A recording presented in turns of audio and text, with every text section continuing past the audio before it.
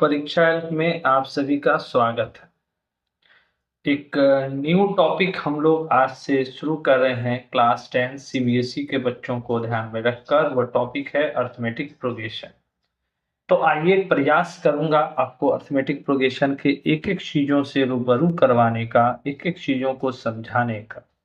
तो पहला ये समझाने का क्रम शुरू होता है सीक्वेंस से। तो पहला आपको टर्म समझना चाहिए। First term, what do you mean bye sequence? Sequence का एक्चुअल मीनिंग क्या होता है? तो डिफिनेशन भी लिखूंगा, उसका एग्जाम्पल भी दूंगा। इस तरीके से ये सारा टॉपिक समझ आऊंगा।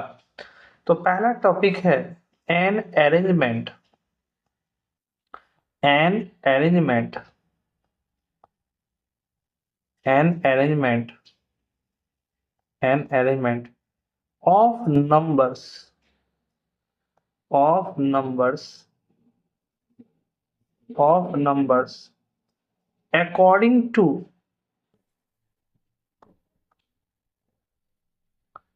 according to according to some rule according to some rule according to some rule is called a sequence is called a sequence।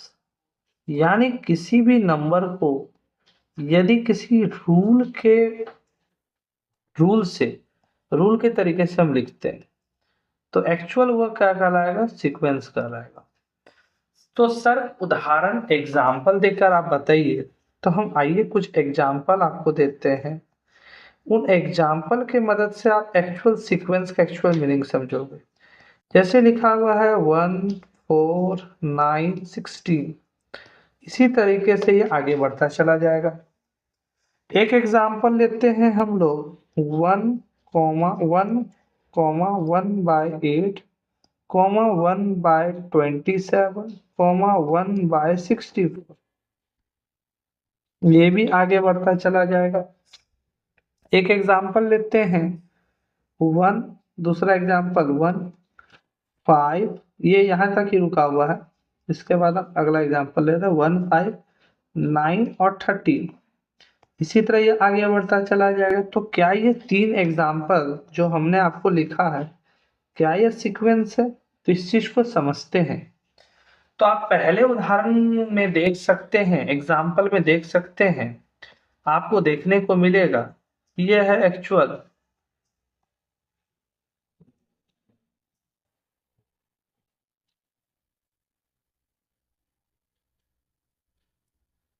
ये एक्चुअल आपको दिखेगा 1 का स्क्वायर।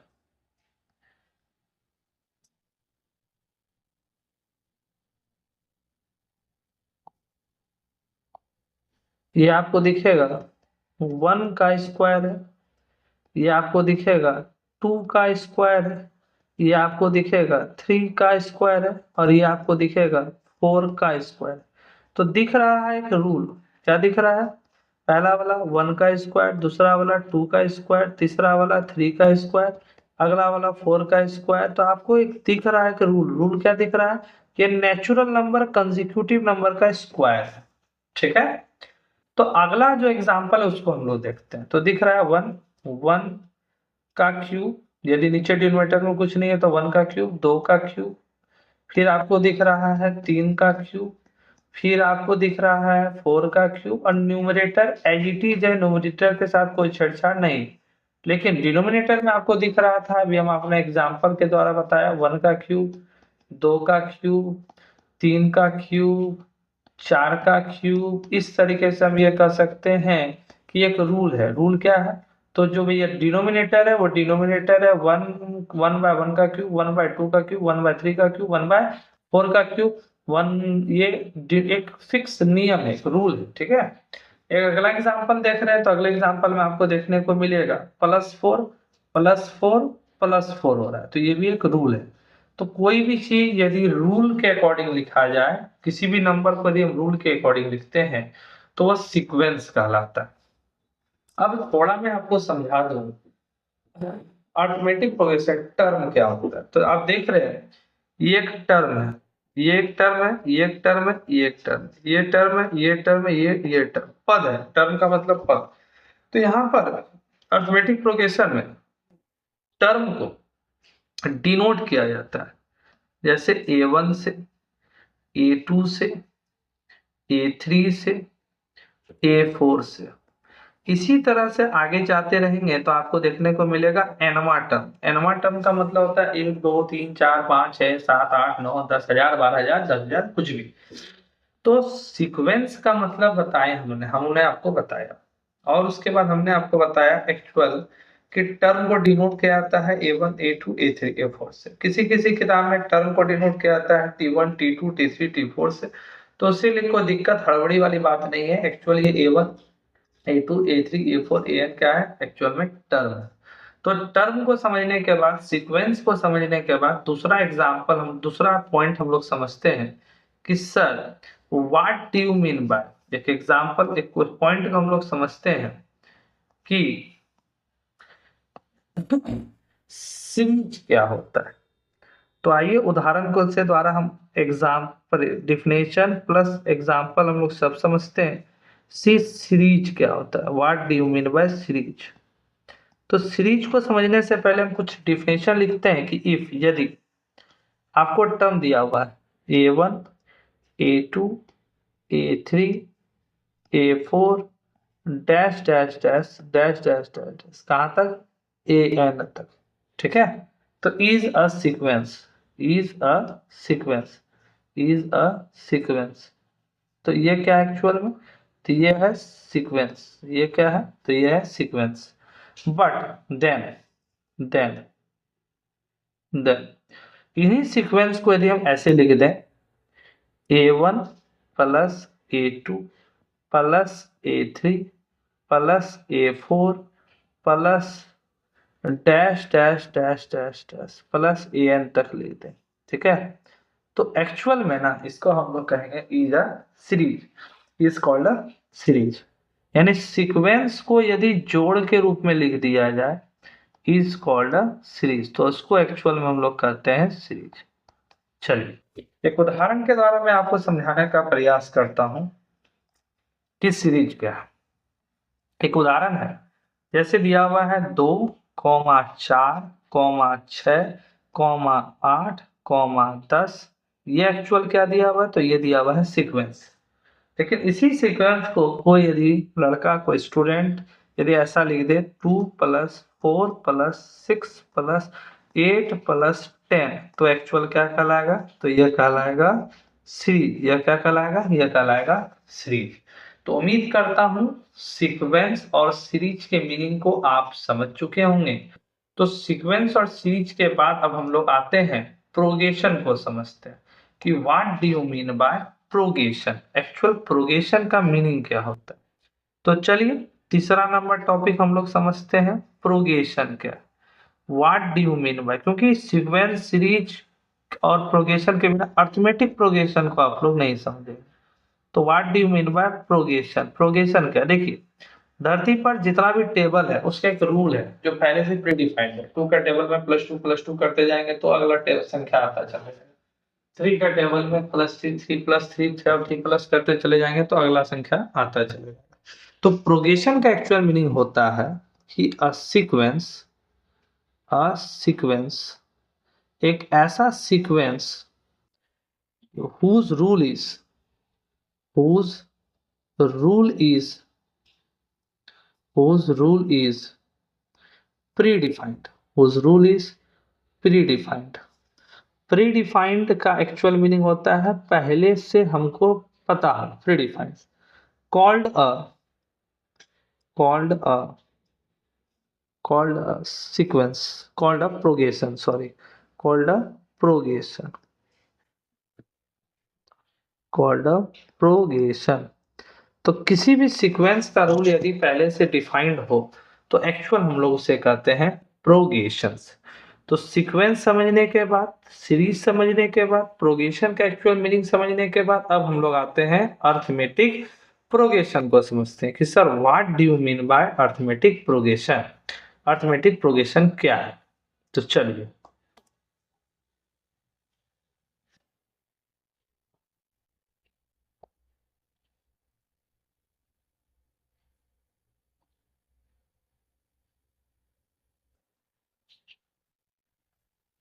अर्थमेटिक प्रोग्रेशन क्या है?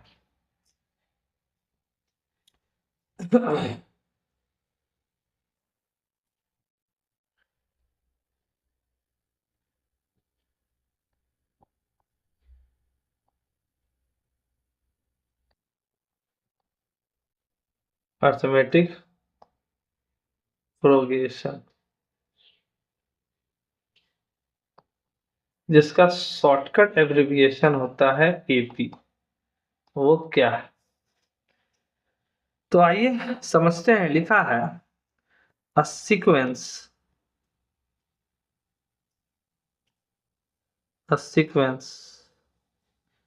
in which in which in which difference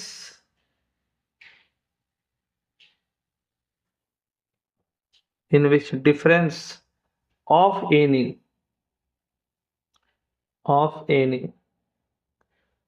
two consecutive term. What do you mean by consecutive? Consecutive का मतलब लगातार, is two consecutive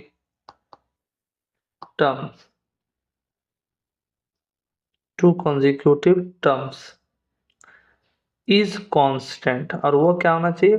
constant होना चाहिए, is constant throughout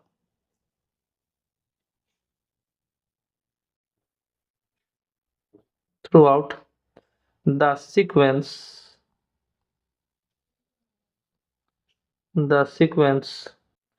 is called AP। तो वैसा सीक्वेंस एक्चुअल में क्या कहलाएगा? अर्थमेटिक प्रोग्रेशन AP कहलाएगा।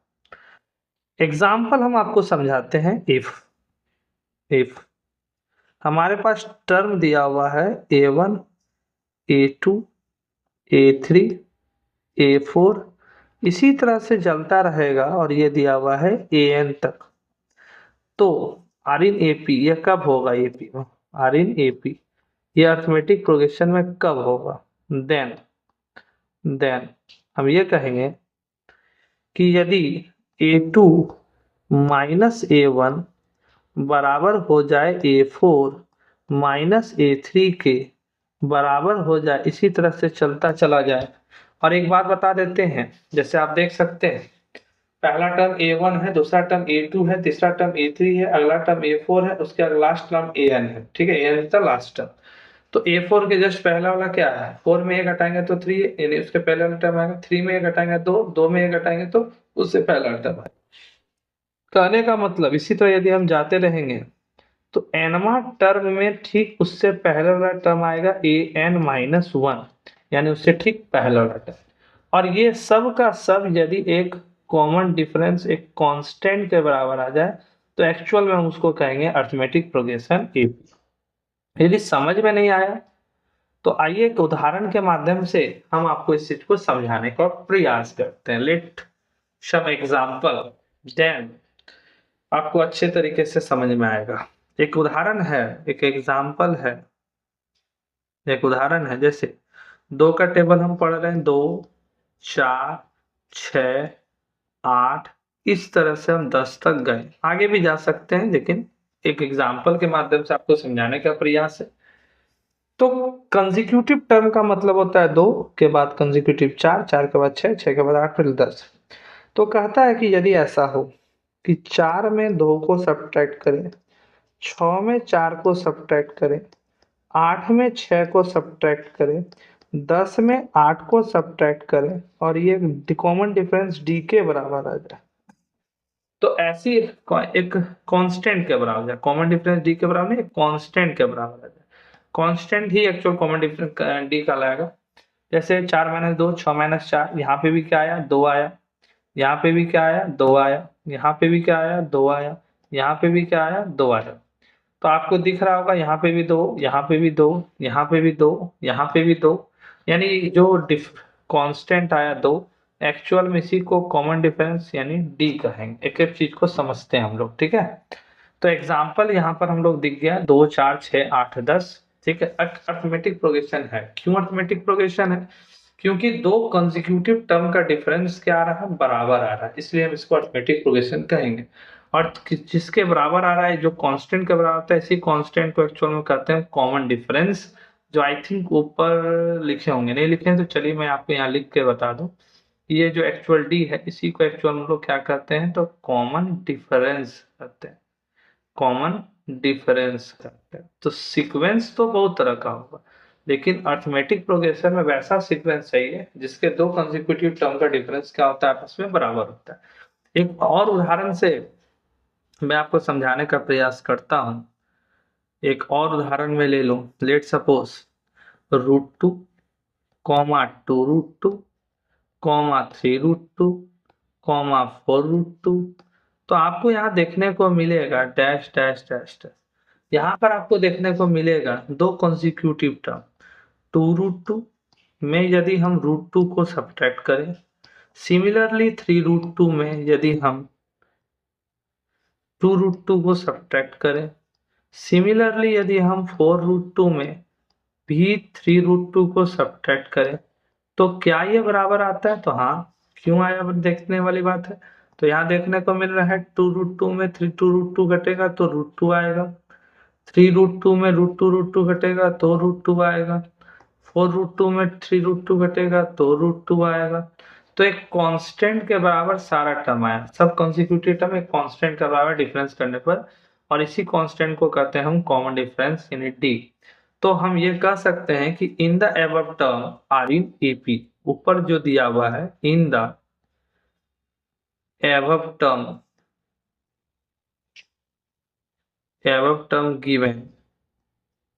गिवन आर इन एपी, ये एपी में है। वाई? बिकॉज, क्योंकि a2 minus a1 equal to a3 minus a2, 3 minus a2 equal to a4 minus a3 एक कांस्टेंट d के बराबर है, इसलिए AP में है।